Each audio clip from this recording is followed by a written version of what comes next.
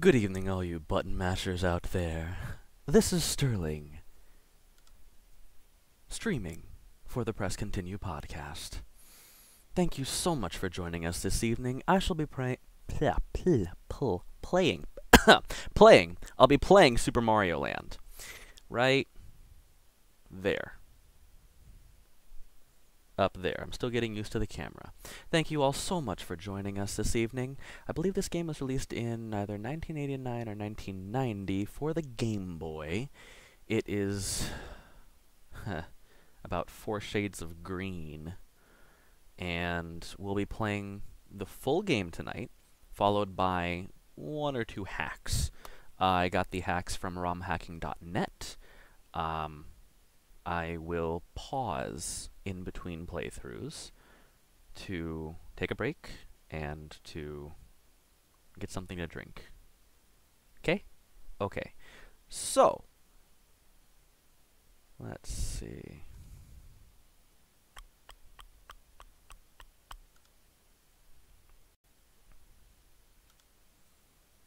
I'm gonna load up the ROM here.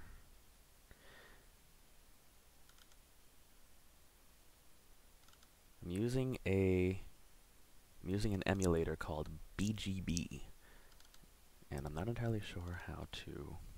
There we go. How to reset it. All right. So, if there are any errors or anything like that, if there's any any problems with the sound, any problems with the visuals, please let me know. Adam, Andrew, anybody. Okay? I hope this all goes well. Hopefully it'll go much better than last week. I got slaughtered in Gradius 3. I don't think the same thing's going to happen here. But let's find out. Ready? Here we go.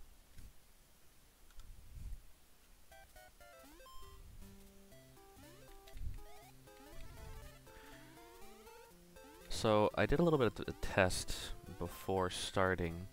If my voice is too loud, or if the music in the game is too loud, somebody let me know, please. I have the chat up on my phone, and I know, Andrew, I told you that I wasn't able to do that, but I found out a way to do that. So, anyway, so I remember, I think I've had multiple copies of this game. Multiple copies of this game throughout my life.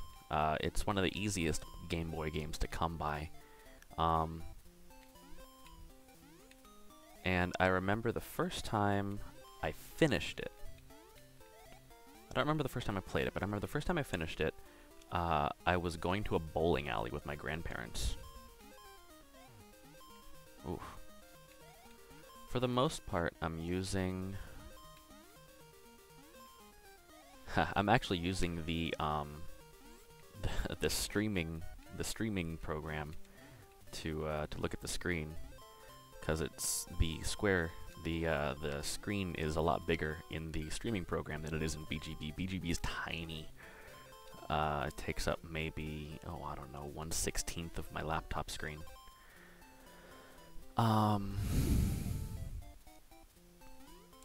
So yeah, that was level 1. From what I remember, there are, oh gosh, I think there are like 12 stages in this. That's why I'm going to try and do 3. There we go. I'm going to try and do 3 different versions of the game. This is the original. After this, I think I'm going to do a ROM hack that a level edit ROM hack that changes the structure of the levels. And then I'm going to do another hack that is it's just a visuals hack.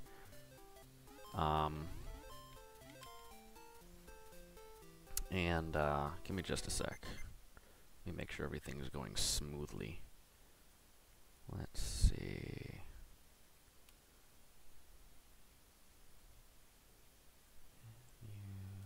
See the stream.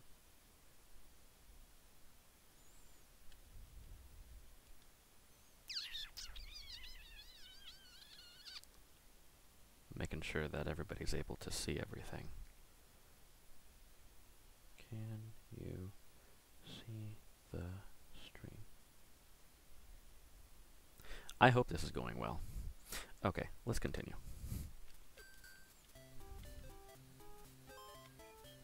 Okay, good. So everything's going well. Great. Okay. Thank you, Adam. Let's see. This is, I mean, a lot of really early Game Boy games were really, really short. And small. I remember, I don't know if I'm going to stream it because it's long. It's actually a little bit long for what it is. And I've only played through it once, but I remember learning that the first Saga game is, or was, the first RPG on the Game Boy, and for what it is, it's really nice. But yeah, I mean, these things were tiny. I think it's like, I don't even know how many kilobytes these things are. They're very, very small. Okay, cool. Okay, good. So, that was...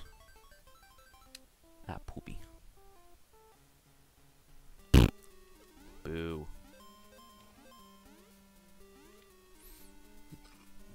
Excuse me. Okay, so, the plot of the game, because games don't really have stories. The plot of the game, or games aren't stories. That's a conversation I think for another. Well, maybe I'll talk about that. Oh, hey, look at that. Thank you, Andrew.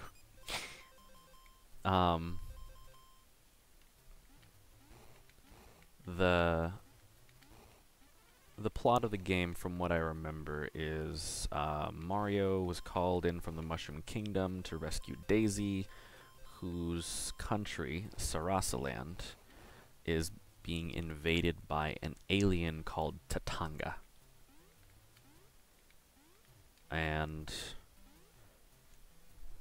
I mean, it's a Mario game because, you know, you run, you jump, you know, run left to right, and, you know, you jump on stuff to kill it. So, you know, it's the traditional Mario platformer, but a lot of the aesthetics are very non-Mario. I'm not sure what they were going for here. I've never really looked into it.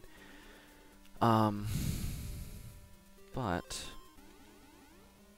there are a few things that are different. It was around this time, in fact, I think they had already released Super Mario Brothers. Foof. I think they had already released Super Mario Brothers 3. Eesh. So, I'm not sure if they just wanted to go for a different aesthetic. Maybe they liked the second world in Super Mario Brothers 3. Okay, that one was for you, Andrew. But yeah, I mean, they use Moai in this game. There's a strong Egyptian theme, and then later on it goes into like an ancient China kind of, not ancient China, but like, you know, a Chinese aesthetic. Thank you, Mario. Oh, thank you, Mario. Oh, a daisy. And she turns into a mouse? Fly? I'm not sure. It's not Daisy. It's supposed to signify that it's not actually oh, hey, look again, I got 3 lives. Whoop-de-doo.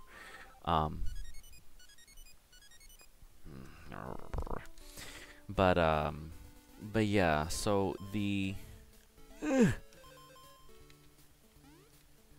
went for, I guess they were going for like a kind of exotic aesthetic with this game. Woof.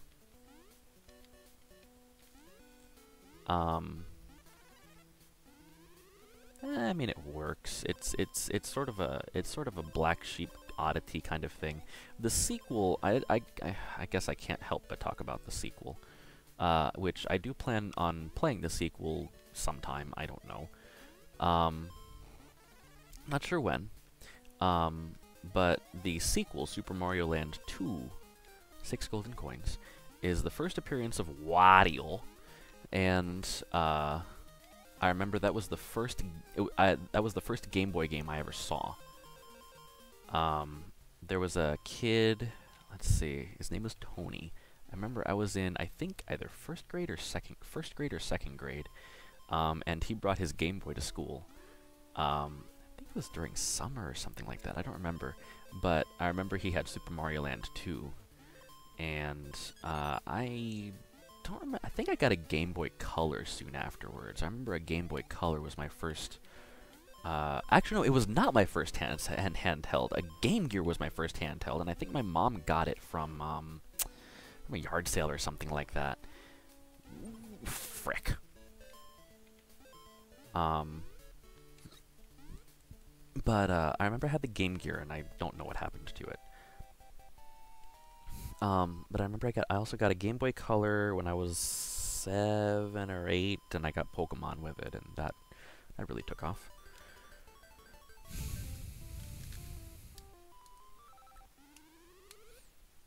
So yeah. And like I said, this game is very, very common. It's very, very short, and it's sort of a good way to just kind of kill time if you have absolutely nothing else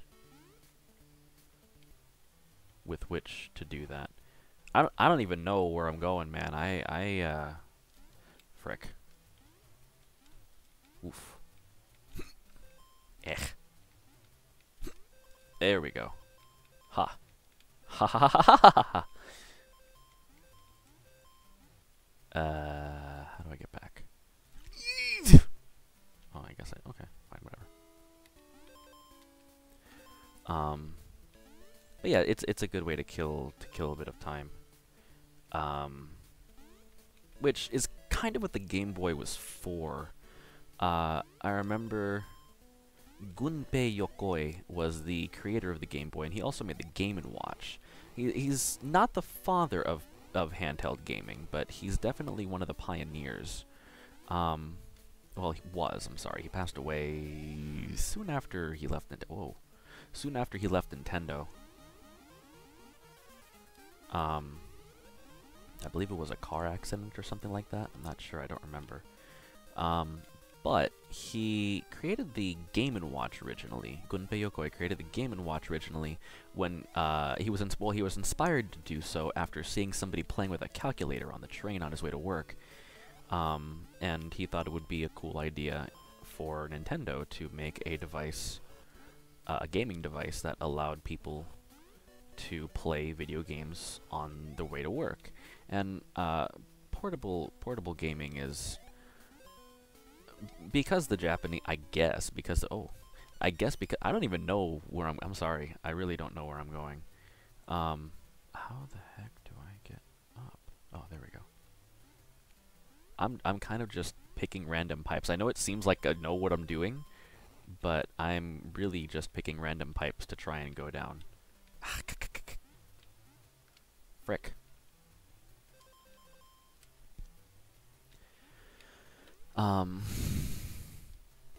So he made the Game & Watch, which functions both as a video game and as a clock. Hence Game & Watch. Ah, foof. Oh well. Back up so y'all can see my Pokemon shirt. And then, oh right, shoot 'em up. And then about 9 years later, he made the Game Boy.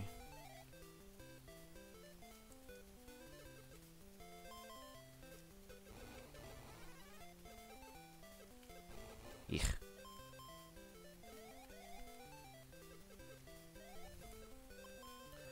Do those orbs collect? Yes, yeah, and yes, they do, Andrew.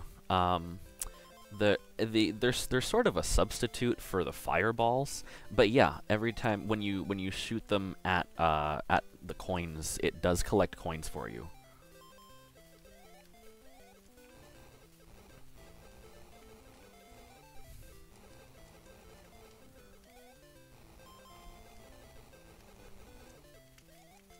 Nah, foof.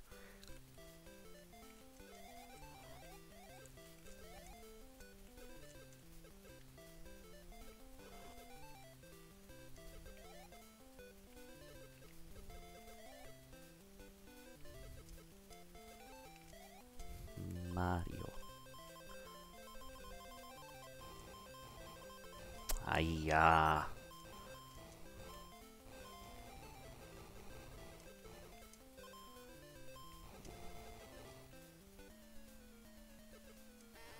This frickin' thing.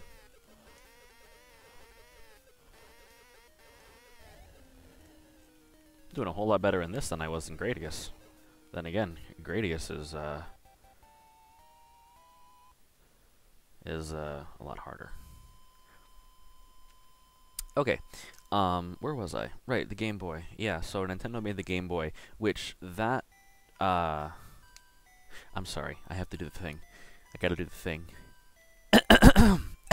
Thank you, Mario.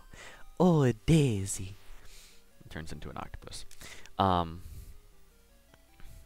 Yeah, the thing that really made the Game Boy take off was Tetris, which there is a whole huge, enormous backstory about that.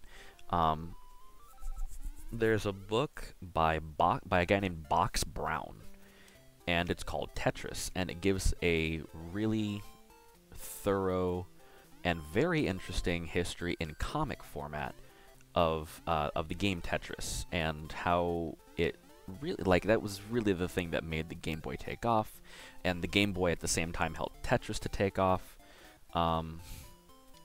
So it's really, really good. You should totally check it out if you have not.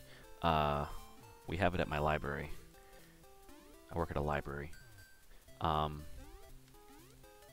shouldn't have said that. I don't know. I really don't want to keep. I want to keep my hobbies and my work as far away from each other as possible. But I don't know. Anyway, I mean, aside from bringing my hobbies into work, since I work at a library, I do the anime club and stuff. It's a lot of fun. There we go. Poopy. There we go. Ah, no, that was stupid!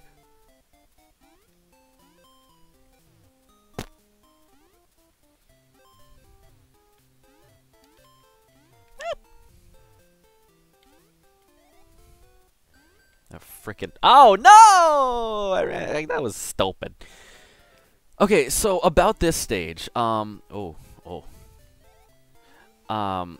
Toronto, and Matthew, if you ever watch this, I am an enormous fan, and I absolutely loved your Brawl in the Family comics. I remember that Matthew Toronto of Brawl in the who drew Brawl in the Family, drew and wrote Brawl in the Family, which is a webcomic based on various Nintendo properties, particularly Super Smash Brothers, but it sort of expanded into other things. He wrote a comic. Frick! He wrote one of the comics is about how bizarre Super Mario Land is, because they use stuff like Moai and the Koopa Troopas, when you know, jump on them, they explode and stuff like that. Oh, hey, look at this. Lots of coins. Lots of coins. Lots of coins.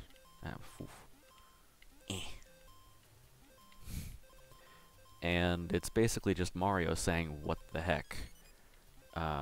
Every time he sees something bizarre. And I remember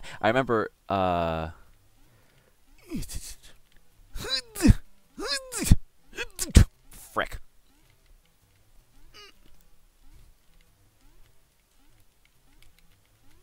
There we go. That was a lot harder than that was not good. That was not good at all.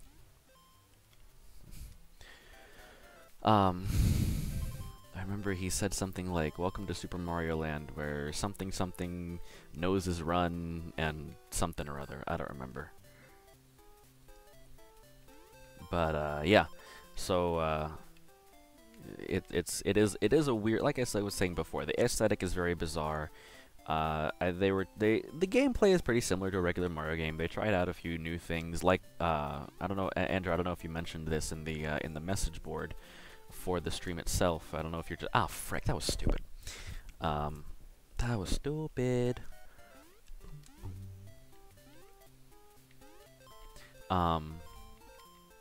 But yeah, they tried a few things like the fire. Instead of doing just a regular fireball, they do the little orb that collects coins for you, which was a really nice touch, given the layout of a lot of the stages.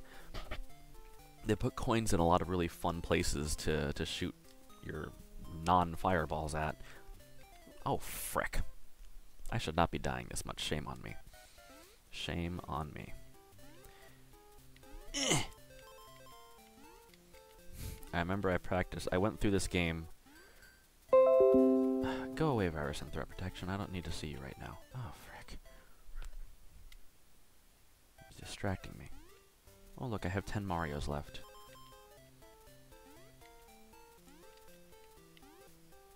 I'm gonna get past this part. There we go. So yeah, that was really nice that they put the you know, they made a lot of really cool structures and put coins in really fun places.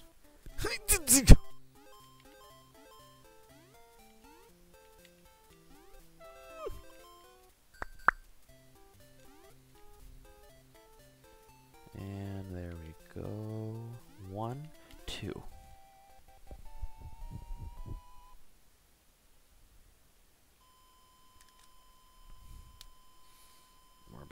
Actually, I think we're more than halfway through the game. I want the flower. I wanted the flower. Yeah, actually, yeah, I'm almost done with the game. How long has it been? I haven't even been playing this for half an hour. Probably gonna finish it in the, within the half hour, which, again, that's why I'm doing the ROM hacks of the game. Let's see, can I go down? No, I cannot. Can I go down this one? No. That waterfall, though. Oh, no, frick! Stupid spider. It looks like a Pokemon sprite. Like when you open up in Pokemon, when you look at your party and you've got the little 2-frame sprite for your Eevee and your Totodile and your Charmander or whatever, and it's just 2 frames and that's all you get in the Gen 1 and 2.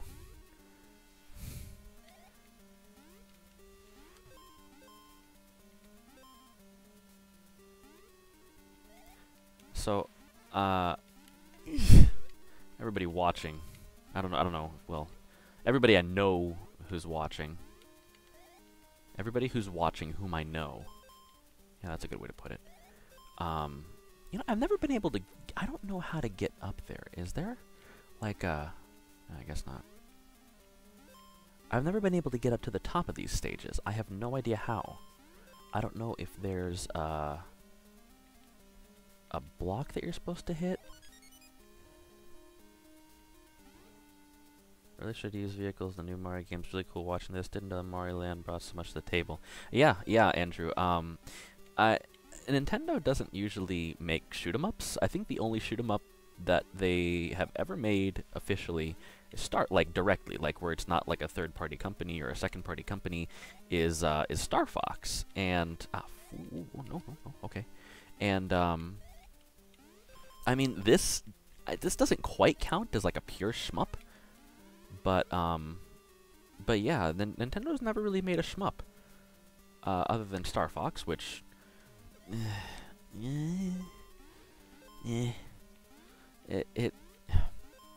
I think they should make, I think they should do a regular, a traditional Gradius Konami style shoot 'em up. They could still use Star Fox. I think that would be great. But the 3D, from behind the back kind of thing, instead of a side-scrolling or a top-down shoot-'em-up, it doesn't really work for me. Except in Star Fox 64, but that's only because Star Fox 64 is one of the best, if not, well, no, it's not the best. It's definitely not the best N64 game. That title belongs to Mischief Makers. I think. Mischief Makers. Is there anything better than Mischief Makers on the N64? That game is amazing. Frick! I should stream. I don't know if I can stream. I could stream that game. I could stream Mischief Makers. That would be fun. That would be freaking. That would be a blast. I love that game so much, and that has like, it has such a wonderful. Oh frick! I'm just gonna jump to the next island thing. It has such a wonderful sense of humor. Whoop.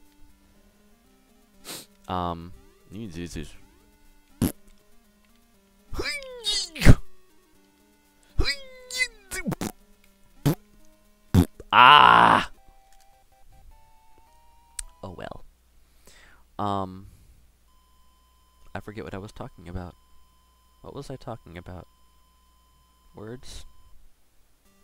Oh, right! Oh, Andrew, I am so sorry. Totally forgot about Majora's Mask. Okay, yeah. I was like, I know there's something better than Mischief Makers on the N64. Thank you, Andrew. Yes, Majora's Mask is best N64 game, and really, best Zelda game.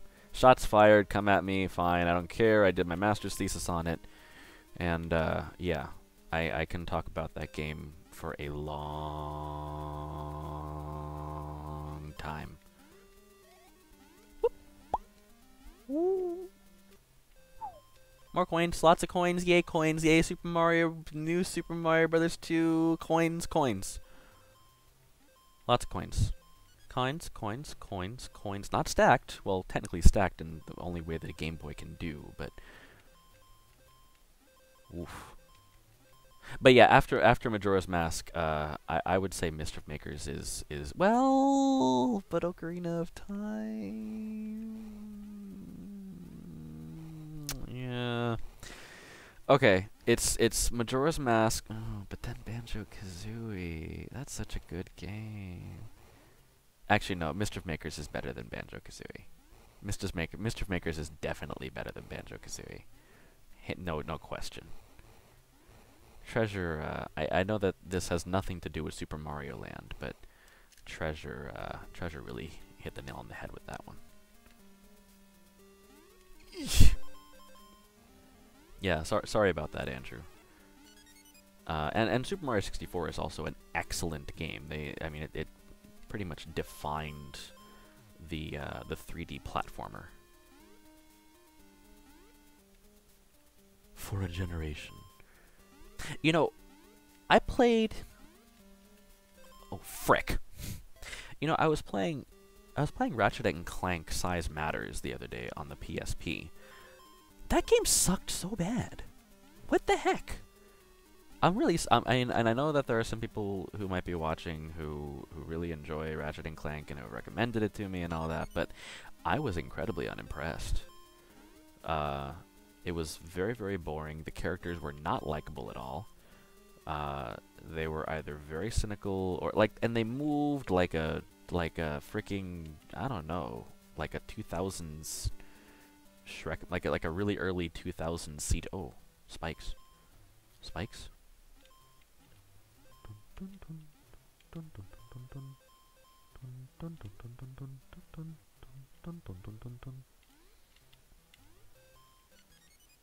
Gravity works very bizarrely in this one. It's almost like Super Mario Brothers gravity. I'm sorry, I completely did not finish that thought that I made earlier, or that I started earlier. But yeah, didn't like Ratchet and Clank one bit. It was boring. It didn't have a very good sense of humor, and yeah, it wasn't very fun to play. Anyway, oh frick! There we go. I'll put you out of your misery. We're just running back and forth, running into walls. These frickin' Moai statues. Oh my gosh. Hello. I have a trilogy of Ratchet and Clank games on PS3. I haven't finished the first game yet. Yeah, I don't blame you.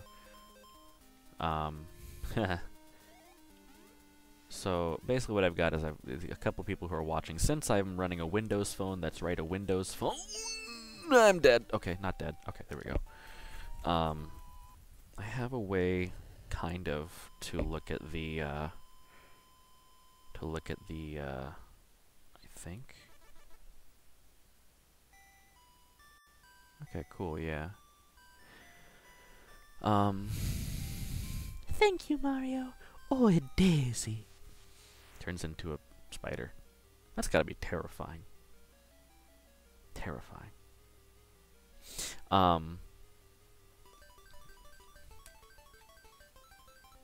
There we go. What was I? China. Okay, so complete change of subject. I'm very sorry, but there is. I think I mentioned, or I was going to mention, that I make music using a Game Boy, and I first got into chiptune. It was called chiptune. Chiptune is music made with outdated video game hardware. I first got into chiptune in my first year of college, I think. So 2009, 2010 or so. 2010, I think. So wow, I've been making music for 8 years. My gosh. Oh, hi there. Can I like kill you, please? Okay, thank you. That was stupid. Oh well. So some of it is an acquired taste because it uses the sound chip of the Game Boy, and that's not exactly, you know, the nicest sounding thing. You know, it's not, you know, it's not Celtic Women or Celtic Woman or whatever that stuff is.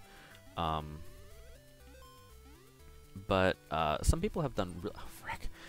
Like one of the goals of chiptune is to sort of push the hardware to its limits, and some people have done really cool stuff with a Game Boy. You only get four sounds at any given time with a Game Boy, but the Game Boy, since it was made to be portable, maybe I'll talk about this more when I've considered doing a stream of me composing oh hey, look at that, composing something in Little Sound DJ sometime. I don't know, we'll see. If there's a fifth Friday, then I'll probably do that. I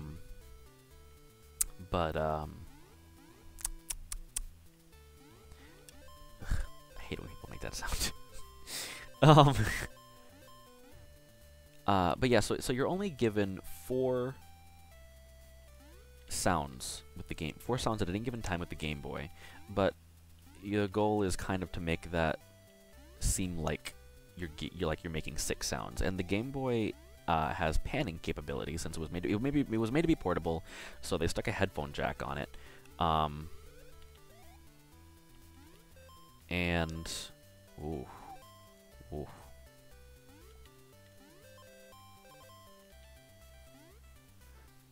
So they gave the Game Boy panning capabilities. In fact, if you plug in your headphones to listen to just the stream, you'll hear that in this track, the noise channel, which is giving the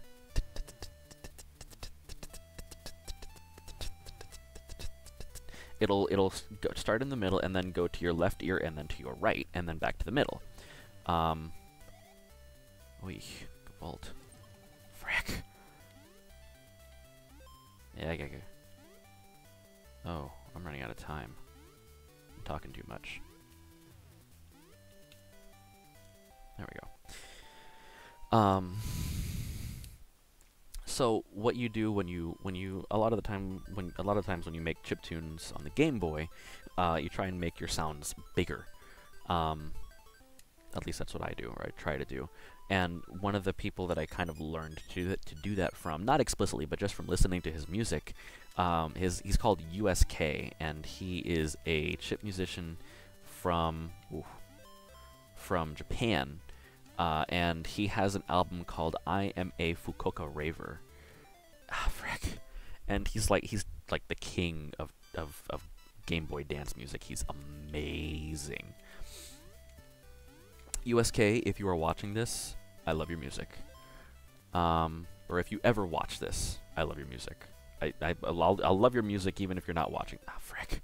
You know what? Forget the frickin' coin blocks, question mark blocks, whatever. Oh, come on! Figures I've been making this mistakes. Frickin' USK, frick. Right, so USK has an album called I Am a Fukuoka Raver. I think it's on that album. It might be on... What's his other one called? Oh, come on. He's got another album. I forget what it's called. But it's I Am a Fukuoka Raver, and I don't know. Just go look up USK. Go download his albums and listen to them. It's amazing what he can do with just 4. Oof. Okay, can I jump on you? Yes, I can. Sweet. Okay. It's amazing what he can do with just 4 sound channels. It's wonderful. I would love to hear it in a club or something.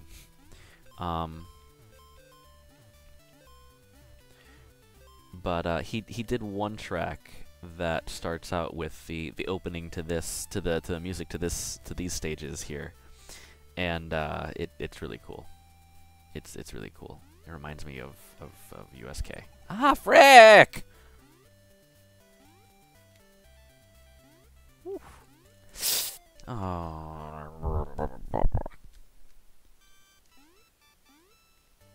Oh, look, they got rid of all the... Oh. No, they didn't.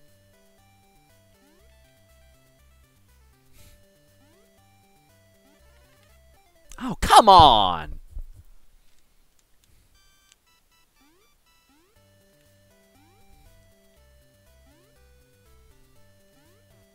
Yes, Sarah, I'm making the face on internet television. There we go. Can.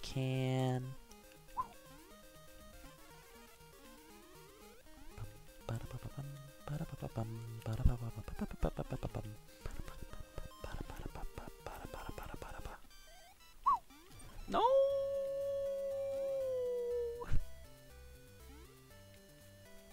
It's so weird seeing myself play video games. Ah, frick.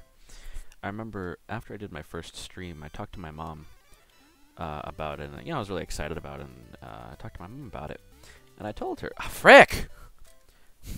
I told her, I watched myself, and it was so weird. I told her, I make faces when I play video games, and she's like, I know, honey, and I'm like, yeah, but I didn't! I'm not conscious of that, I just, I make faces. There we go. So I think I started to say earlier that this game has a very, frick! Has a physics engine, frick! A physics engine that's very, very similar to the very first Super Mario Brothers. This game is very generous.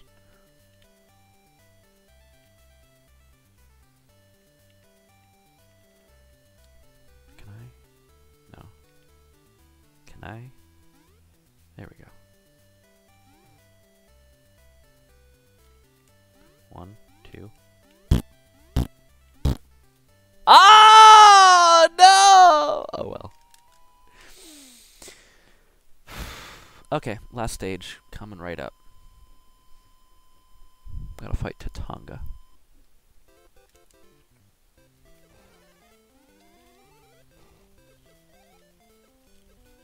Oh, what?!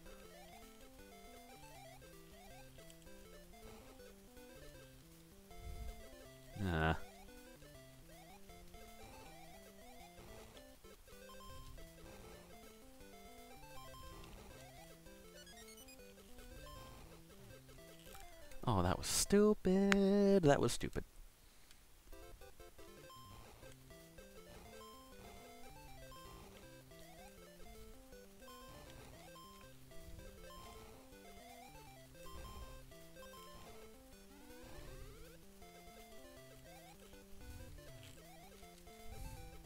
This kind of reminds me of there's a game for the Game Boy called Balloon Kid. Maybe I'll stream that someday. That's a fun game. It's very hard. There's a game for the Game Boy called Balloon Kid. I don't remember when it came out, but I can see how a lot of things that went into this game may have been recycled for Balloon Kid. It's sort of a sequel to Balloon Fight, And it's very similar to Balloon Fight, except it has a, like, it, you know, you still got Balloon Trip and stuff like that, but instead of being arcade, like an arcade, or instead of being like a, you know, instead of being like Joust, it's, it actually has like a, it has a, you know, a plot and stages, like a traditional platformer kind of thing. And it's really cool. The mechanics of the game are really neat, and it's very floaty, of course, because balloons. But I can see how a lot of stuff that went into this game, like the side-scrolling stages and stuff like that, may have been recycled for Balloon Kid.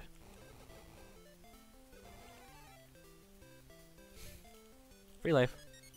Yay. Fists, what the heck? Indeed, what the heck? Oh no! Oh well, he's gonna die anyway. Okay, here's Tatanga. Silence.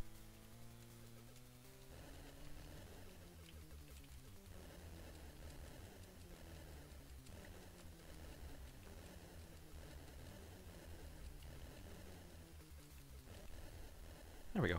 There's Super Mario Land. There we go. And now we get our true meeting with Daisy. Oh, Daisy, Daisy. Thank you, Mario. Smooch.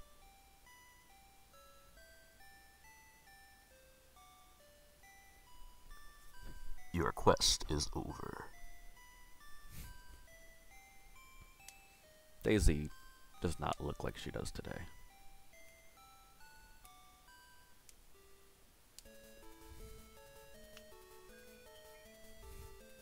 And roll credits.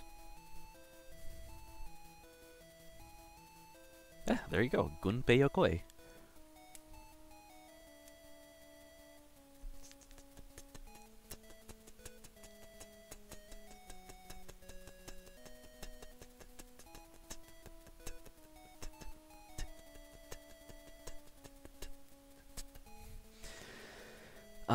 So yeah, so that was Super Mario, or that is Super Mario Land. Next we're going to be doing a ROM hack of the game that changes the layout of the levels.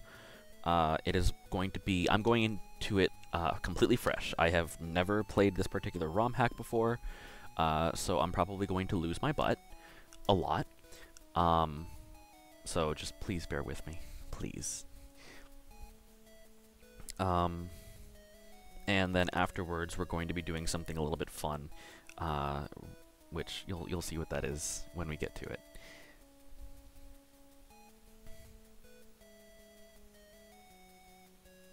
Really nice Gameboy music.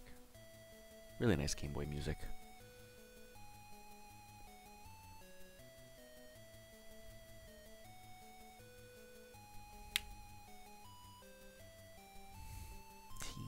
THEEND.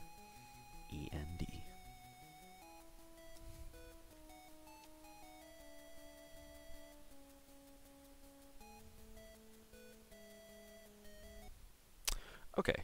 Ooh. If anybody's interested, try and top that score, and we can get a little competition going. So I'm going to go back to this, and again, I'm going to take a break real quick, and I'll be back. I'll be back at 8:50, and we'll see if we can do another round. So yeah, I'll be back at 8:50. Yeah, let's say 8:50. So, yeah. And, so go get a drink, go get a snack, whatever you want, and we'll continue. See you soon.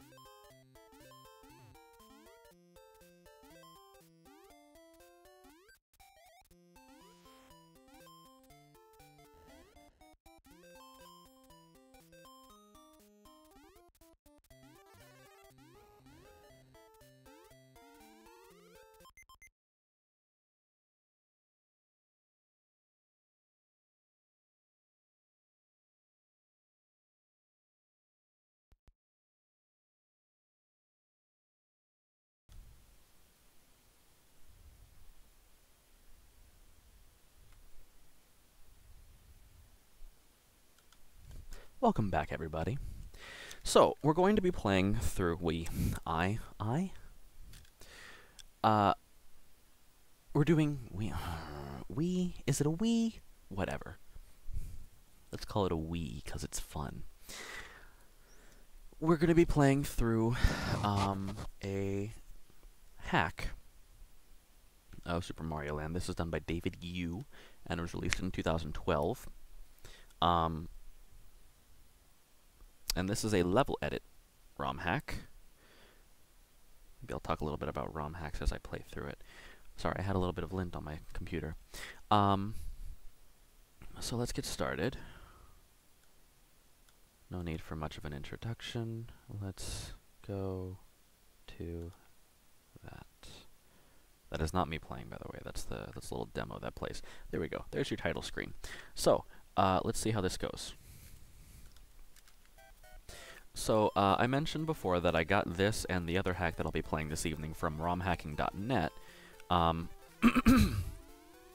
Romhacking.net is a database of hacks for just about every system for which there are hacks. Every console, from the I don't know how many hacks they have. I don't know what the extent of their system is, but the ambition is to have hacks for all the generations for which hacks can be made as of right now. All the way from the Atari 2600 to the Wii, I think. And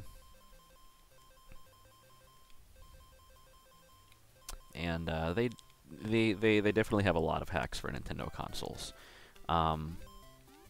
So if you're interested in playing hacks, making the games that you grew up with a little bit different, a little bit more fun, or a little bit easier, a little bit harder, whatever you please, they probably have something there for you.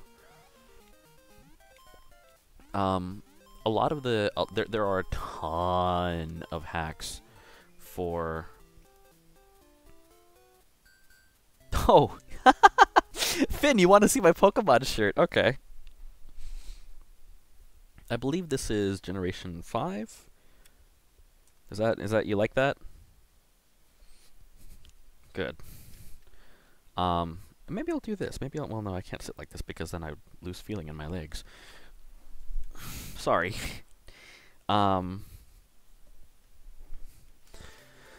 So yeah, there are a ton of Mario hacks, of course. That's sort of what people had before Super Mario Maker. They would make, they would make level edits of Mario games using whatever tools they could find on the internet. Oh, thank you, Andrew. Yeah, Gen 6. Gen 5 was Piplup, and was Piplup? Don't tell me. It was Piplup, because I haven't played these things. Or was Piplup Gen 4? I don't remember. I don't know. I haven't played. I haven't played Gen 4, 5, or 6. I've only played Gen 1 and 3 all the way through, and I'm currently playing through Crystal version. Anyway. That's another game series for which there are a butt ton of hacks. Oh, frick! I can't believe that. Can't believe that just happened. Oh wow, I got a game over. Oh. Tepig, Snivy, and Oshawott. Thank you, Andrew. Tepig, Snivy, and Oshawott are Gen 5. Gen 4 are Chimchar. Come on, Turtwig and Piplup. I have no lives left. Oh my gosh. And now okay, yeah, there we go. That's it. There's your game over screen. And game over screen music. Let's try this again. Let's see if we can get through this evening.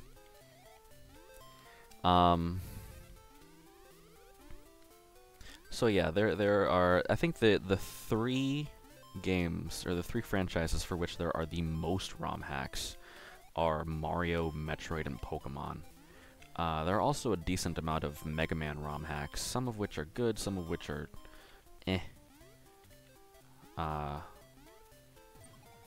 Much as I love Mega Man, I mean, there's only so much you can do to make it better. However, the mother of all ROM hacks. Oh, frick! I do plan on playing the mother of all ROM hacks, i.e. Rock Band 4 minus Infinity, at some point. Maybe I'll do that next month. I can't believe I just did that.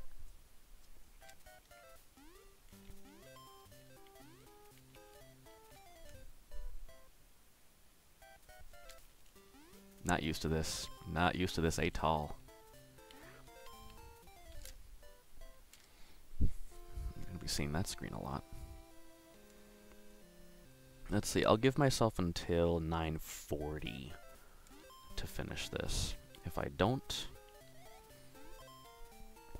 we're gonna move on to the other hack. Just for funsies.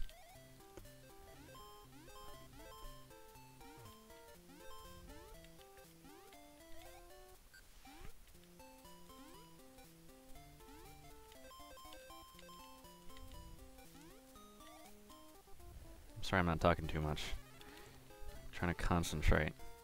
Okay, there we go. I got the flower. I got the flare. Oh, come on! Poopy. So, I guess this is a good time to say what I plan to do exactly as far as the stream goes in general. I don't want to give anybody... I mean, I don't know if this is going to turn anybody off to watching on particular weeks, but what I plan to do is play an NES game or a Famicom game the first week of the month, play a Super Nintendo game or a Super Famicom game the second week of the month, and play a Game Boy or Game Boy Color game the third week of the month. On the fourth week, I'll do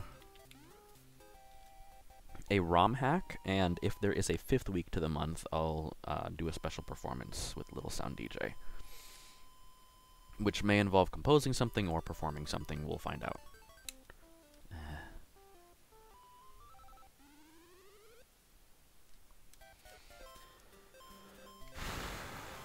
Let's see. Whoever made this sure loves giving floaty platforms.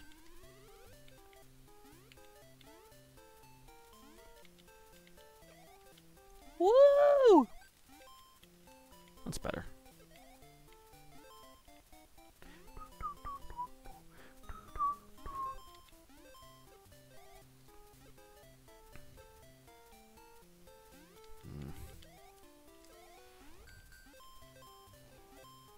Okay.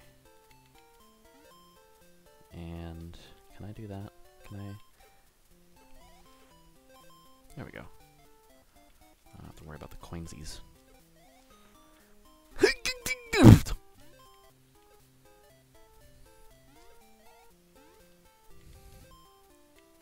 No, I like my ball.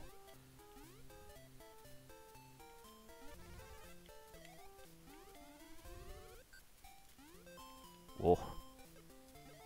That's a spicy meatball right there. I wonder how they... Oh no.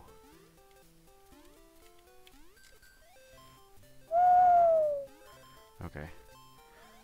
I wonder how they made, like, certain... What the heck? A spike on the frick?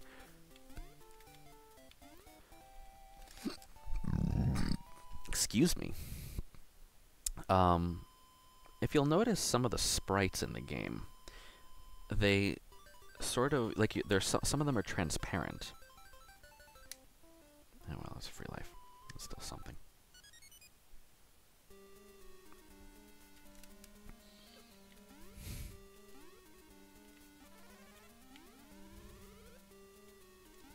Oh, pyramid.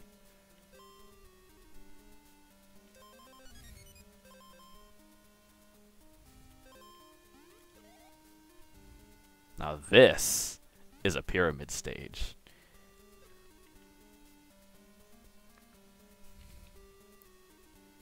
Whoop. What the heck? Okay. Now this is getting interesting.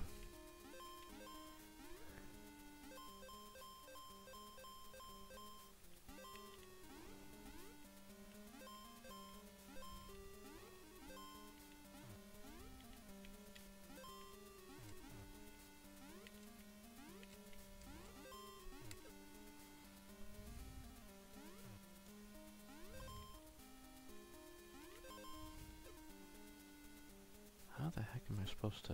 Oh. Oh, that's how.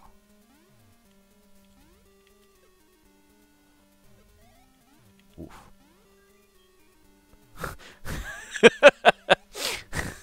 Oh, frick.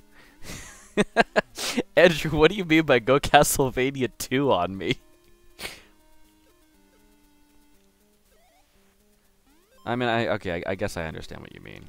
Because there are a lot of really obscure ways to do certain things in Castlevania 2.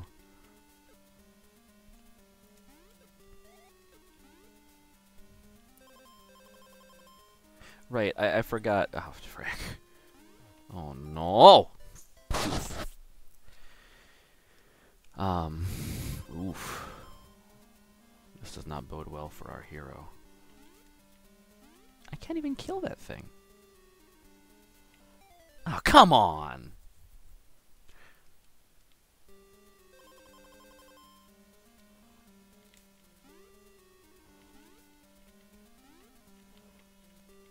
Oof.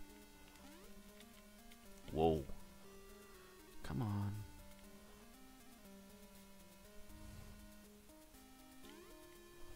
Oof. Oh, hey, I killed it! Cool! Had fake floors, not invisible ones. Yeah.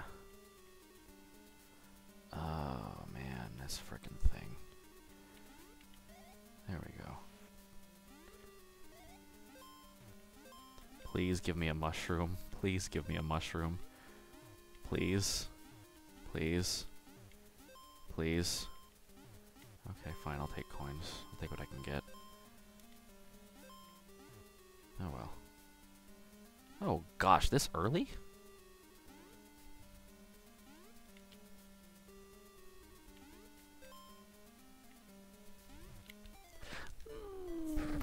Poopy.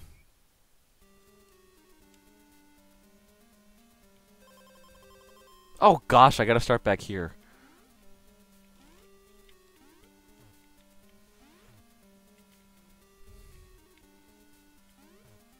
Okay. Woof. Okay, good, I got my life back.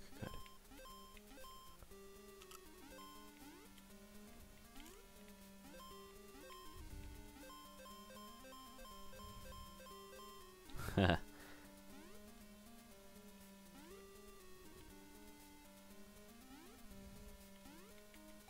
Ah, foof.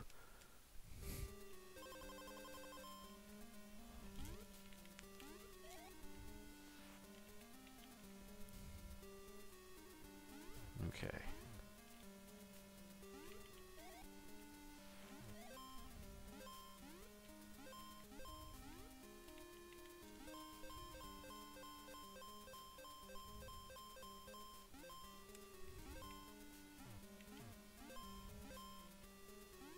Okay, let's try this again. Que va.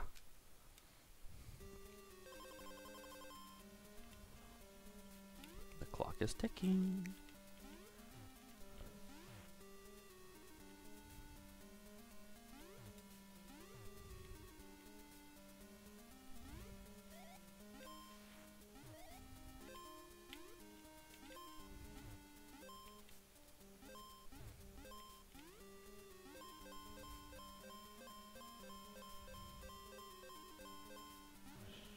I think it's 15. I think the max is 15. Okay.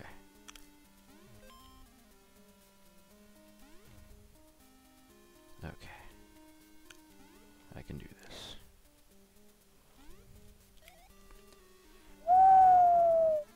Please, thank you. Can't be too careful. Oh, come on.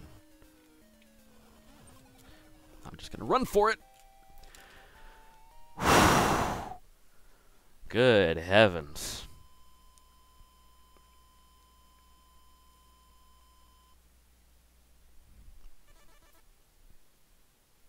That was painful. It's kind of like in thank you, Mario. Oh, it busy. The original Super Mario Brothers, what Nintendo has like really what they really mastered. Oh, frick. What they really mastered with the original Super Mario Brothers is a scaling,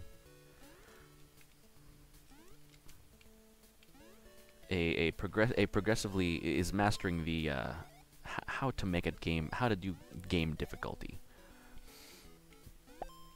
and they managed it really well with Super Mario Brothers. The game got progressively more difficult as you went on, and then, oh, look at this. Okay.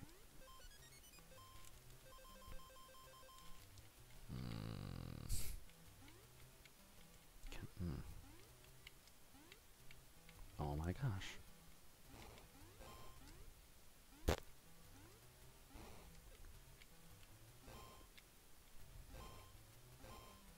There we go. So it had a sort of like a scale difficulty, and the game got harder as you went on. And then for the sequel, which we didn't get until Super Mario All-Stars, the original Super Mario Brothers 2, not the one where you pick up the radishes. That was Doki Doki Panic, which I would love to play that game. Why is this so freaking hard? Okay, there we go. Not that I'm complaining about the difficulty, it's just why is this hard for me?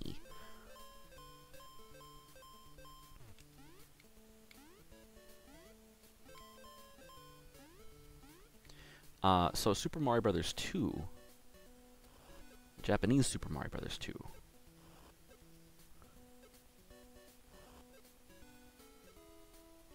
Forget it. Frick!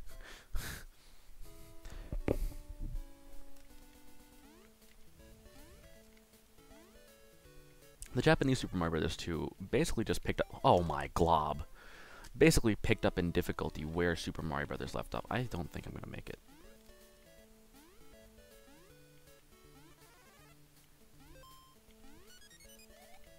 Hey, look at that!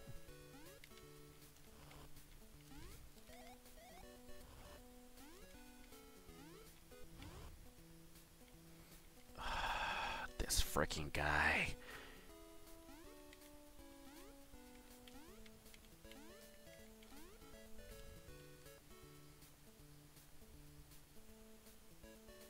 I'm just gonna wait for that Goomba to, you know, just fall.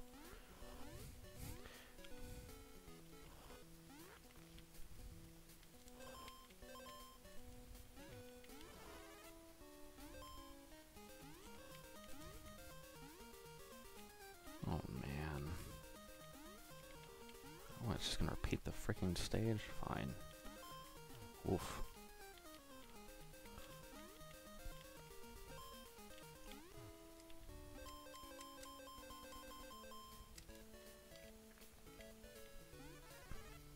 What the? Oh.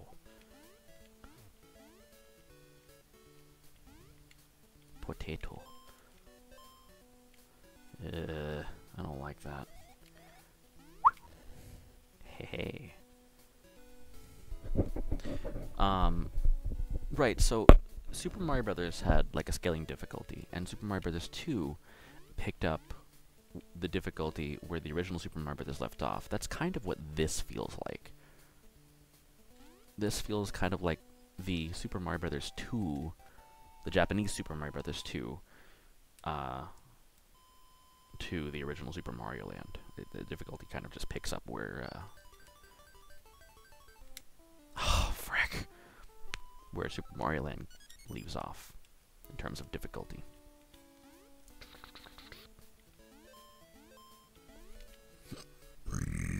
Excuse me. Sorry I keep burping. I usually have dinner before I do these streams. I hope you all are not able to hear it. And if you are, again, I apologize.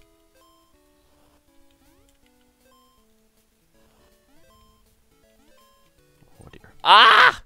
Foof! Oh well. Oh.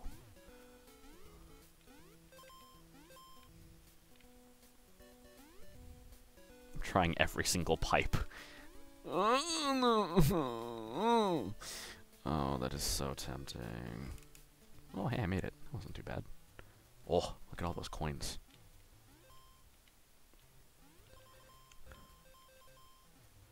Oh. No! Oh, I don't think I would have been able to make it up there anyway. Oh well. What the heck? Frickin' frick. I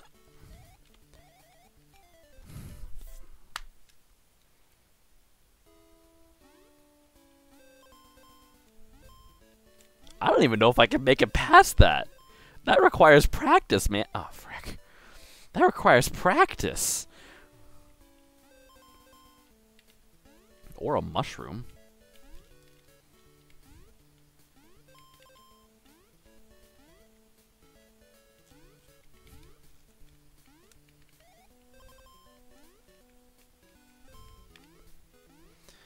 Oh, gee. Forget it. I don't know if I can... Oh, man, I don't know if I can do that.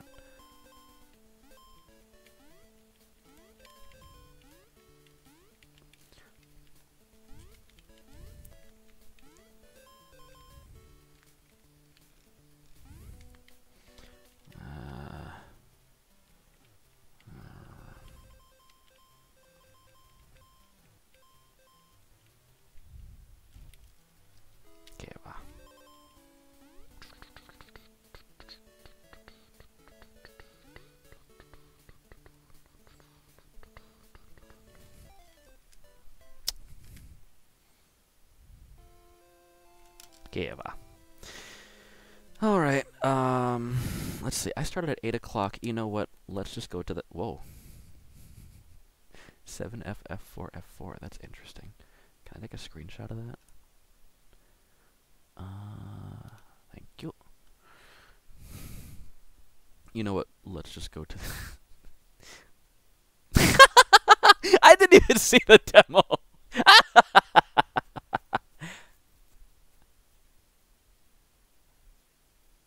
Oh, that's hilarious. I like his demo.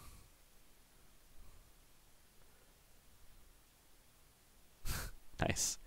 Okay, let's just go to the, have your own channel. They're really digging my vibe. Jaderade, yes. You know what? Technically I do have my own channel since I have a Twitch account, but I have yet to do any streams on that account. I mostly do stuff for the Press Continue podcast. No, I pretty much only do stuff for the Press Continue podcast as of right now. I really enjoy doing this. Since I was little, I loved having people watch me play video games, according to my mom. My schedule is pretty much booked. On days when I'm off, I usually spend time with my wife. Fridays are the only day that I can do this kind of thing. In fact, here, let's change this. Let's change this back to this bit. Fridays are really the only days I can do this kind of thing. I have considered I would love to be able to do this like in my downtime or something, but mostly it's to help promote the Press Continue podcast. Uh, if you enjoy my vibe, then please just tune in every week.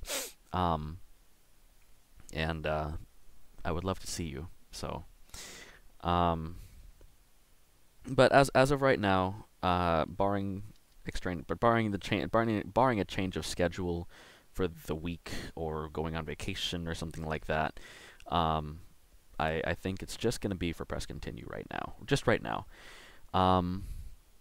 We'll see. Maybe this will turn into something a little bit bigger, and we'll see what happens. Thank you very much for your interest. That's a huge compliment. Come on. Okay, so the next thing I realized when we were on the last break that I'm actually wearing the perfect shirt for this stream, even though it's not a Mario shirt, because this is a hack. Let's see, who is it made by? romhacking.net. This is a hack made by it's a very simple hack. It's basically just a change of skin. Same exact game from what I understand as the original Super Mario Land. But let's see, who made this? PR Translations? Yeah, PR Translation. Let's see, released by PR Translations. So, yeah. So, I'm not sure exactly who made this. There are actually ROM hacks based on this skin that are that are level hacks, which now I'm interested. Wait, that's Super Mario World. That's a hack of Super Mario World. Okay, yeah. So, this is a hack. Let's see, let me get it up on the screen for you. There we go. This is a hack that takes the skins from the Game Boy Pokémon games, and puts them into Super Mario Land. And the physics, from what I understand, are exactly the same. That's fantastic. But I'm looking to have quite a bit of fun with this. We'll see how it goes. And I have played this one before, but not all the way through. So let's find out. I think I mentioned earlier that... Oh, I turned into a Raichu. I just got it. I mentioned earlier that I'm playing through Gen 2 of Pokemon, and I'm realizing, like, most of my time is spent playing JRPGs. Not most of my time. Most of my gaming time is spent playing JRPGs. Choo! And I got the Thunderbolt. That's so cute. Most of my time is spent playing JRPG. Oh, Ekans exploded. Ekans exploded. I spent playing JRPGs, which is a real shame. Like playing Gradius 3 last week made me realize that I really, oh, poor Jigglypuff, that I really need to get back into playing more action games. You know, making my game time more varied. Because I'm very rusty on a lot of things, except Mega Man, apparently. But that's just because I played Mega Man so much, like, throughout my life. Then again, Gradius 3 is also just a very hard game. Like every Gradius game. Oh, not every Gradius game. The first Gradius game wasn't that bad, but...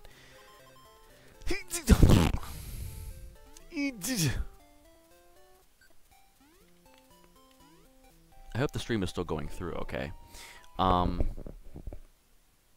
tell you what, Jaderade, I'll hit you up after the stream, and we can talk about, I don't know, stuff. There we go. So yeah, so I am playing through Generation 2 for the very first time. I remember I had Silver version. Oh. I remember I had Silver and, well, actually Silver and Gold version growing up. But at the time, that those came out, I started to lose interest in Pokemon for multiple reasons. One major reason was Enix released Dragon Quest Monsters.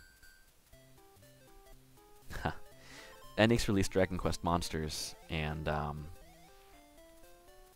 that, well, this is actually a nice segue into sort of a segue conversation into next week. Enix released Dragon Quest Monsters in 2000 here in the States included, and it seemed like it was. I mean, obviously they were riding the whole Pokemon wave of monster capture games and such. Choo. And however, they had done the monster capture thing at least a few years before Pokemon came out, and even before Dragon Quest did it.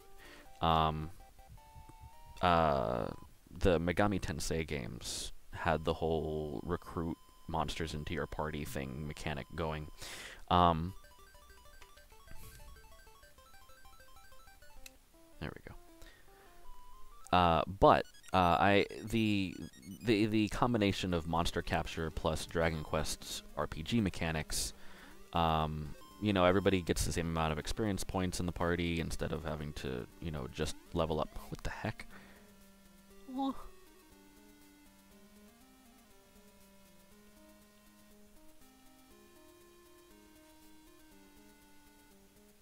That's me doing that, by the way. That's not a that's not a still pose. Oh.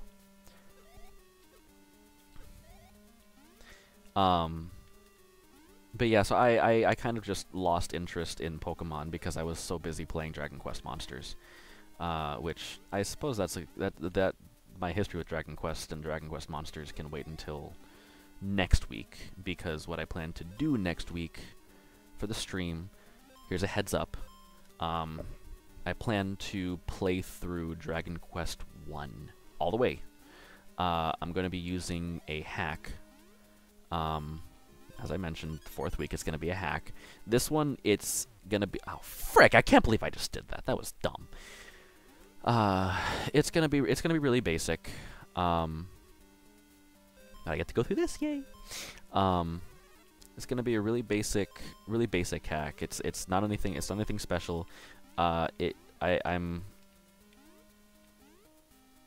It's not a hack in the way that this is a hack. It's an RPG hack. It's just, and really, I'm not going to do, or I don't plan to do JRPG or RPGs at all. I don't plan to do JRPGs or RPGs in general very often here. I don't think. Oh, it's Entei. I think. Can I just? Yay. I don't plan to do JRPGs or RPGs very much on this channel, mostly because they involve a lot of level grinding, and level grinding is already boring to do sometimes, most of the time. Oh. Thanks, Pikachu. I'm not going to try and do a Pikachu voice. My wife does a better Pikachu voice than I do. So yeah, it's already boring to level grind. I don't think that's something that you all would be interested in watching. There are a couple of RPGs that definitely would be fun to do. I would love to do Final Fantasy VI, because that one, the level grinding isn't that bad. For various reasons, but yeah, I don't plan to do JRPGs on this channel or on my own. Maybe I'll do some on my own if I get like better equipment and I can capture from the living room and all that, because I'm doing this in my bedroom right now. But yeah, there we go. Ah.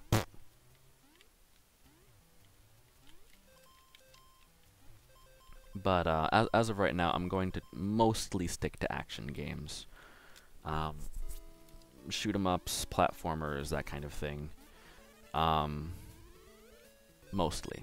Dragon Warrior 1 is an exception because of a the particular hack that I'll be playing. It doubles your EXP, which makes it that much easier to level grind. And it's also the shortest, well, not obviously, but it's the shortest of the Dragon Quest games, and it's sort of the not the granddaddy, but it's the father of the JRPG. It is the very first JRPG as we know it today, as we know JRPGs today. It's they Yuji Horii and Akira Toriyama and oh gosh, I forget the programmer's name. Ah, foof. Yuji Horii Nakamura? Is that his name? I don't remember. I forget what his name is.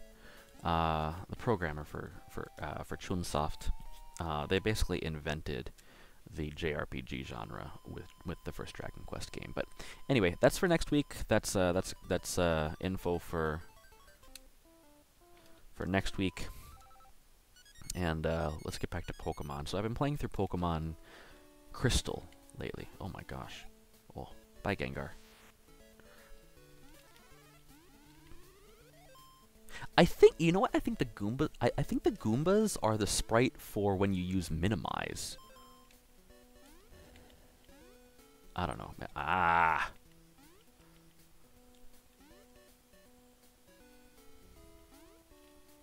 Oh.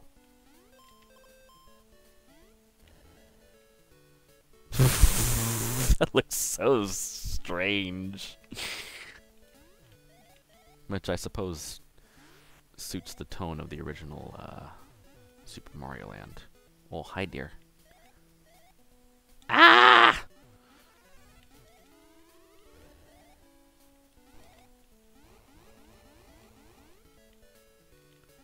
I've been playing through Crystal version.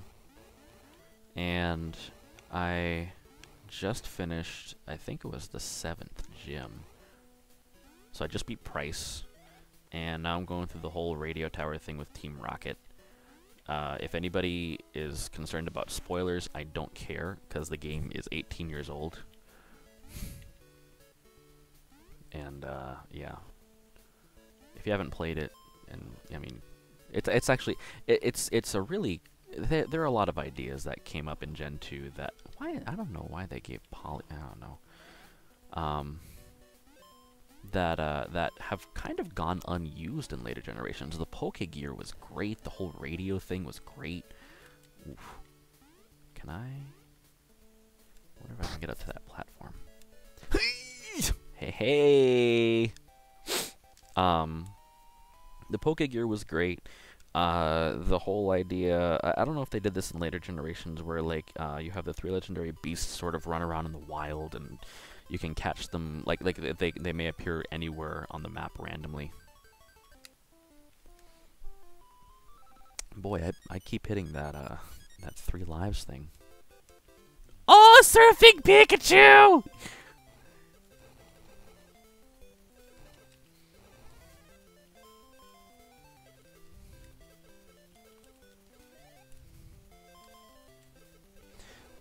But yeah, I'm enjoying it for the most part. It's a nice respite because okay, here we go. I'm probably going to get a lot of flack for this, Adam. I'm sorry. I just before I started my playthrough of Crystal version, which that's been a long time coming. I played through Mother 3 because I had recently bought it with some birthday money, and I was very, very excited to play it, and it was an enormous disappointment. All the way up to the last chapter of the game. I really did not like Mother 3. It was mean. It was... the gameplay mechanics were not what I was expecting, especially not from a sequel to Earthbound. And it just... to me, it wasn't good until towards the end, when they basically wrapped up the whole series. I don't know why he kept the Mario thing here.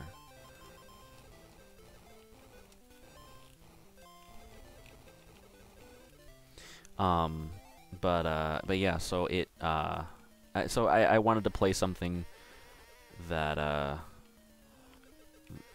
another thing that I had been meaning to play. And it's something that I wanted to. Whenever I play a Pokemon game, my wife usually gets involved in one way or another. I can just call out from any point in the house and ask her, like, Poison Pokemon are weak against what? And she's like, Psychic and Ground. I'm like, okay, thank you, or whatever it is. How do I make Eevee into an Espeon? And she'll tell me, and so stuff like that.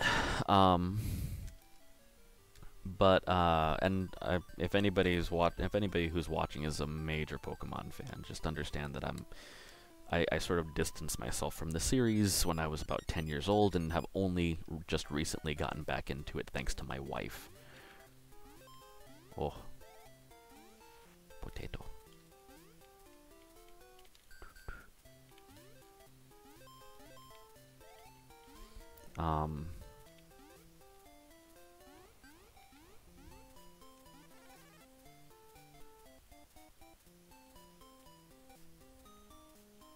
It's so cute. I can't resist. Oh, I just realized oh, it's Mewtwo. I just realized that the ground is tall grass.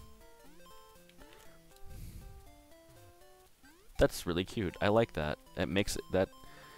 I mean, okay, so there are a few different types of ROM hacks. There are translations, which are always fantastic because they allow more people to play the games, especially the Japan-only games. Then there are, like, complete overhauls of a game's engine, which usually requires really hardcore hacking skills. And,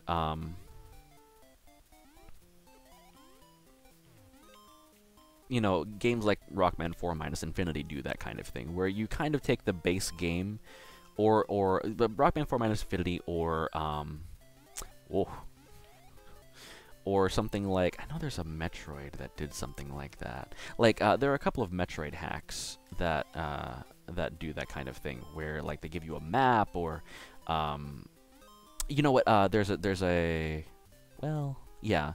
They give you in like there's a couple Metroid hacks where like they'll give you a map, or and they'll remake the whole structure of the game and stuff like that. Then there are simple level edits like the one I was playing earlier. Some of them are ridiculously hard. Some of them are very vanilla, and they basically just try to emulate what the original game did, but take some really interesting ideas for leveling, not for leveling, but for level structure. Oh, good heavens, that is a fast Blissey or Chansey or whatever it is. Oh my balls, it's Geodude. I probably shouldn't have said. Well, oh my balls, it's Pokemon. That is so funny. It's just flipped upside down. He's using rollout. Ah! Poopy. And then so there's level edits, there's a complete overhauls, there's translations, and then there's stuff like this that, that gives the game a new skin, and sometimes it's kind of dumb, but sometimes it works really well. Like this. This is a good example. There's another one. There are a couple from Metroid that are kind of silly and don't look very good. There are some that like make it give it like a Final Fantasy coat of paint. There's one that gives it like a Zelda 2 coat of paint, and it's really not that great. It looks silly, it looks awkward, and it plays too much like the original game to really be anything different. Then again, I'm really not a fan of the original Metroid, so maybe I'm just bad-mouthing it because I don't know. But stuff like this, and there's a guy, I don't remember what he's called, what his handle is, but he makes very, very simple hacks of Mega Man games. He did Mega Man 1 through 6, I want to say he did Mega Man. I want to say he. Well, no, he did Mega Man 1 through 6 for the NES, and he did the 5 Game Boy Mega Man games. Oh, it's Paris. And what he did was he made instead of Mega Man, it's Roll-chan, and he basically just very simple. He basically just changed the sprite for Mega Man. Every single sprite of Mega Man in the game, he changed it to Mega Man's sister Roll, or Rockman's sister Roll. And the game. Oh, all right. I don't have the shot. And I mean, it's the exact same game, same physics. Same mechanics, same bosses, everything. It's just you play as Roll, and it's really nice. You know, it's not. I mean, it's you don't go into it expecting again Rockman 4 minus Infinity, but it works really well. It makes the game fun to play through for the umpteenth time, while keeping it slightly different. And another thing that I thought was really cute with that one is instead of using Rush, Roll uses Tango, who is a cat who is only in a handful of Mega Man games. You literally, like, you could, well, not literally, but I think you could probably count the number of games that involve Tango, or that include Tango, on one hand. So yeah. Incidentally, oh man.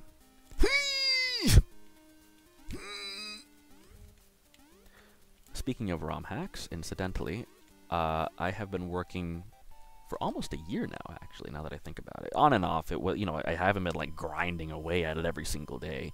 I would just work on it here and there. I've been working on a Spanish translation of the NES version of the original Dragon Quest. Yeah, that's not bad. It's nearly done. I finished my first draft of the translation, I think about a week ago. And I'm having somebody look over it. And once we get everything squared away, as far as grammar and word choice and such goes, I'm going to release it on the site. So if you are in a Spanish-speaking country and you have a copy of Dragon Warrior 1 for the NES and you're able to dump it, you're welcome to use my translation of that game. Can you tell I like Dragon Quest? Like, I really like Dragon Quest. I'm jumping the gun here talking about Dragon Warrior so much. Shame on me.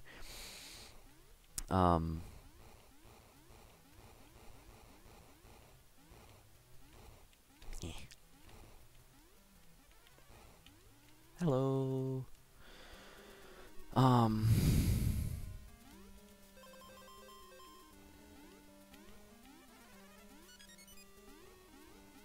So yeah. I mean, I grew up. Not grew up. I remember when Pokemon first came out, and I loved Pokemon.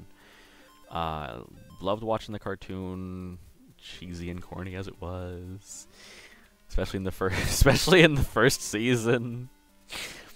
I mean, it's so ripe for memes. But the whole. Oh, hey, look at that. I mean, Brock was just fantastic. The whole, let me use my trusty frying pan as a drying pan and all that.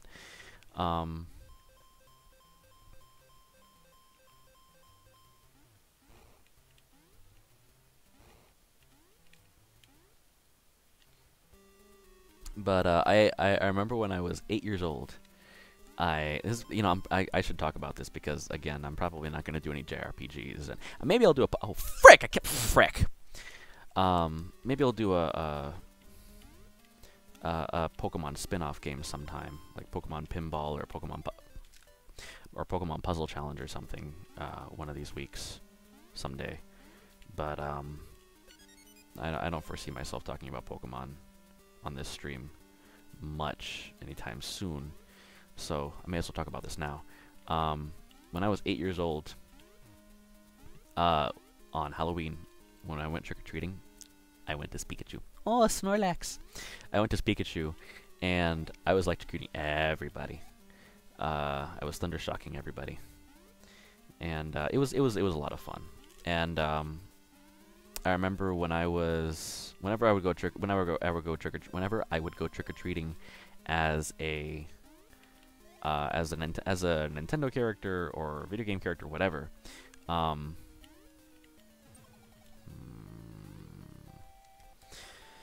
My mom, we would always go to three. If the costume wasn't available, like something available at a store, like the Pikachu one was. I remember the Pikachu one was basically like a yellow bodysuit with a tail and everything, and it had elastic around the wrists and the ankles, and then for the face, it had like a little mask of Pikachu's face.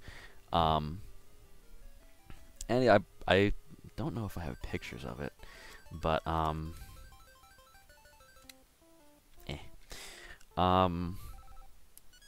but my mom would always spray me with something. I don't. It was like a. I think it was like a spray paint of some kind, but instead of like a color, it was sparkly. It was oh, it's Jesse.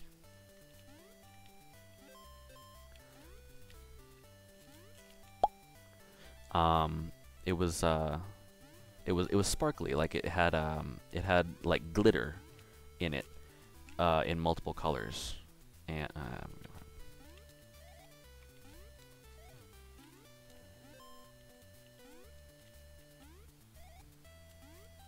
I don't know if she did. I asked her one time why she did that. I remember asking her when she first put it on why she did that, and she said because I'm a video game character and I remember asking her later in life, like, what that had to do with being a video game character, and she's like, I don't know, it just looked cool. So, yeah.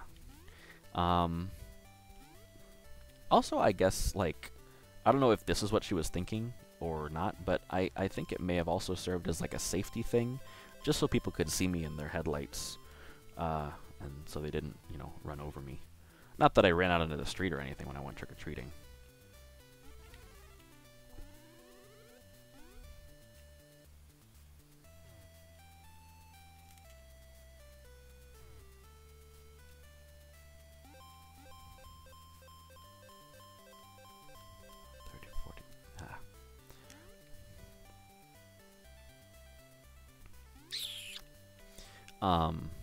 What else? I remember when McDonald's first, when Pokemon, like, really got big. I remember they had toys at McDonald's, and we collected all of them. We had them in a secretary cabinet. Ah, frick! I remember we had them in a secretary cabinet. Oh, hey, look at that. Hey, I never knew that was there. In the living room. We had all the Pokemon toys in a secretary cabinet in the living room. Ah, poopy. And like, we had a bunch of Pokeballs and stuff. It was great. I don't know what happened to all of that. Shoot, I thought that was for some reason I thought that was a star. Oh well.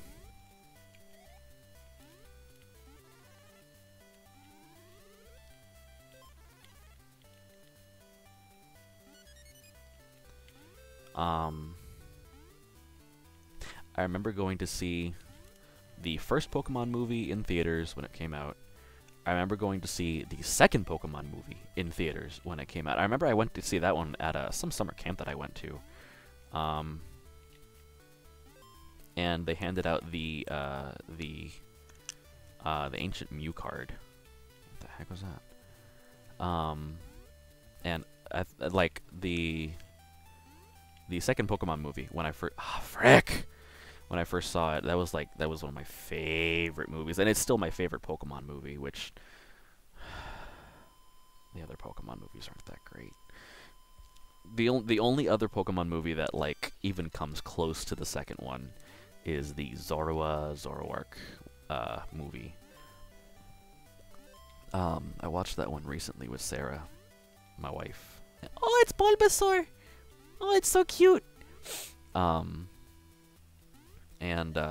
really enjoyed it. Zorua was adorable. It didn't try to do a whole like save the world kind of thing. It was great. Oh, Weedle.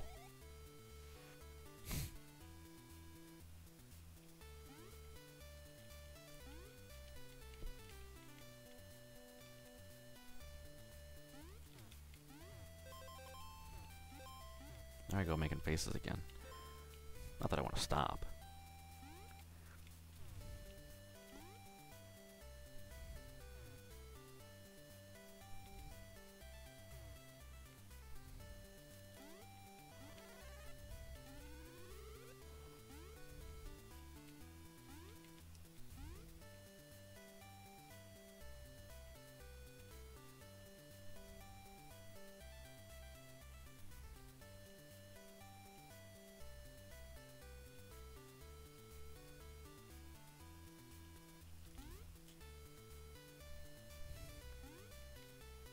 Sorry, I think it's just adorable that I can make him dance.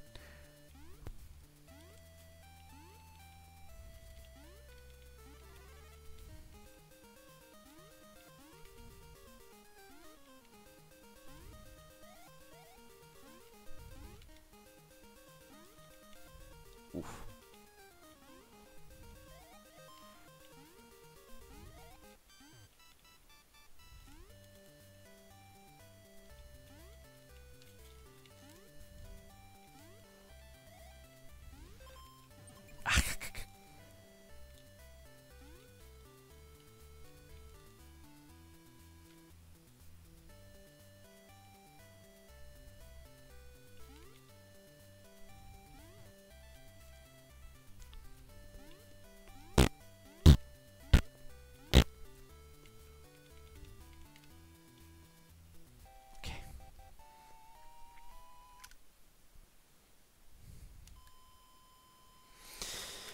Oh, let's see. I want the third one. No, I don't. Do I? There we go. Yeah, because the next level is going to be a shmup stage. And the flower's not going to do— Oh, it's a balloon! Oh, he's so cute!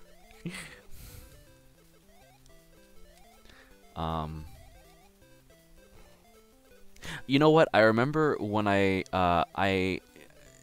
mentioned that my wife is one of the major reasons I got back into Pokemon. My first foray back into Pokemon, my first major foray back into Pokemon was playing through Generation 1. And when I say that, I don't mean all the games in Gen 1. I mean playing through a Gen 1 game. Ah, frick. And I played through Yellow version. Because I really even when I was little, I really enjoyed Yellow version.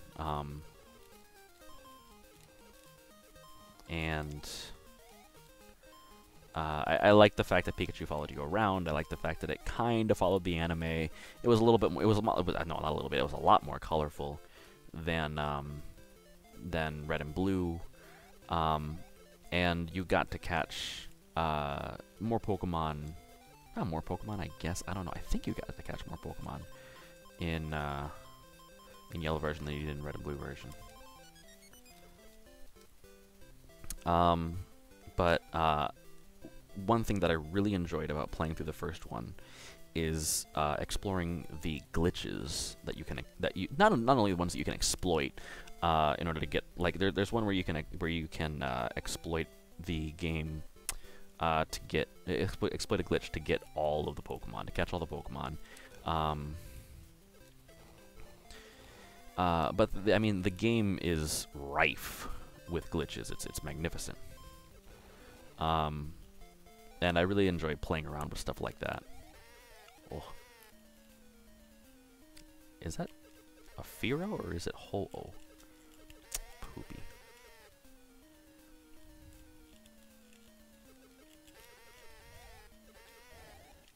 Okay, here we go. Who is it? What the heck is that?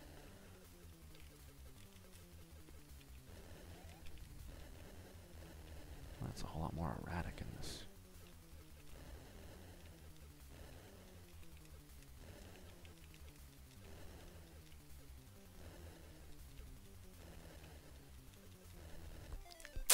Poopy!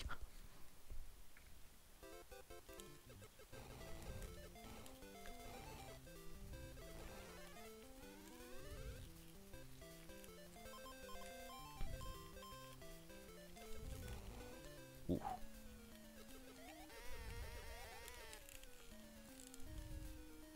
Ay-ya!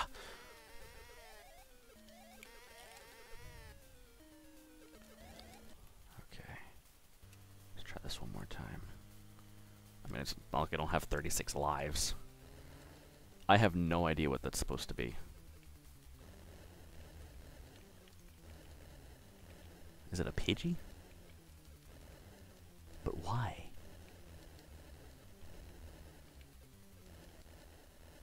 There we go. There's Super Pika Land. Little balloons, he's so cute.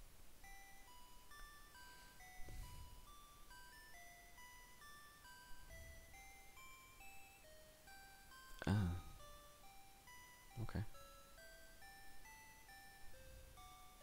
Electrocute Ash again. Or Red. So yeah, so, oh. They jump on a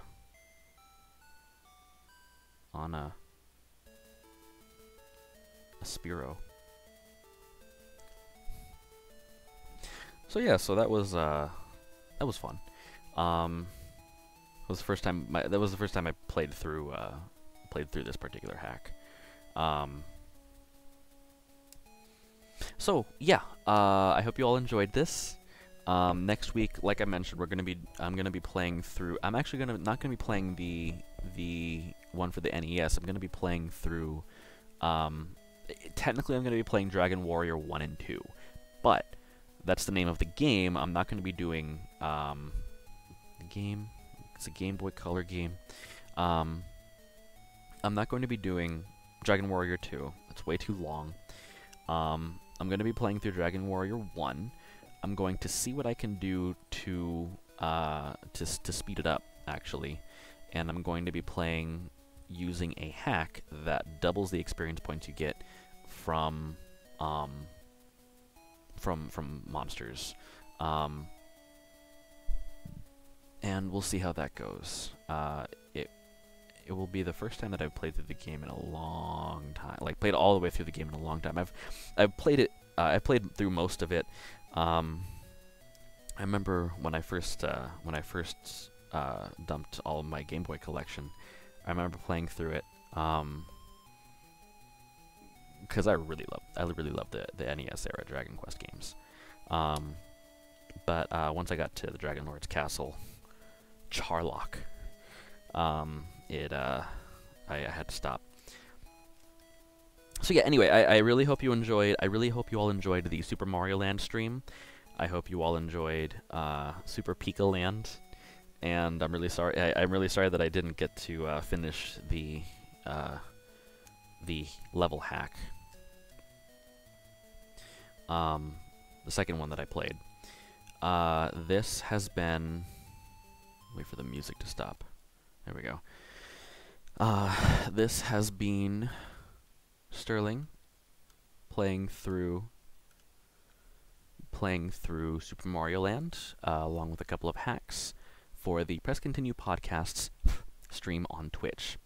Please follow the Press Continue Podcast on Twitch, on Facebook, and also on Stitcher Radio. No, not Stitcher Radio. They're not on Stitcher Radio anymore.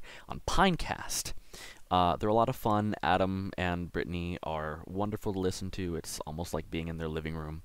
And please tune in every Friday for a stream from moi. And again, next week we're going to be doing Dragon Warrior 1. I hope you all enjoy, and I hope you all have a magnificent week. Thank you so much, and good night.